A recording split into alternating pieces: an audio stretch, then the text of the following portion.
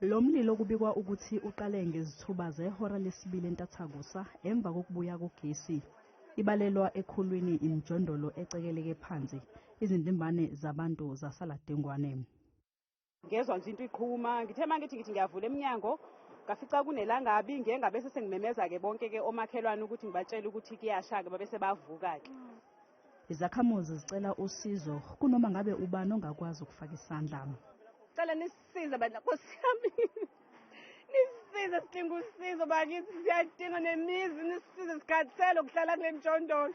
Please sisizeni okwazi ukuthi reach out please Nkosiyami kushe yonke into. Sicela usizo ngoba sazi ukuthi sizalalaphi sizodlani izingane zesikole nazo ziyavula ngalela langa asazi ukuthi sizomisa kanjani njenganabazali. Abezimo eziphuthumayo bathi kushone umuntu oyedwa kanti kunengane encane Enyamalale. Yeah, we got the call at around 3 o'clock in the morning. The fire started from the top, and then we had about 7 fire engines which came through, as well as water carriers.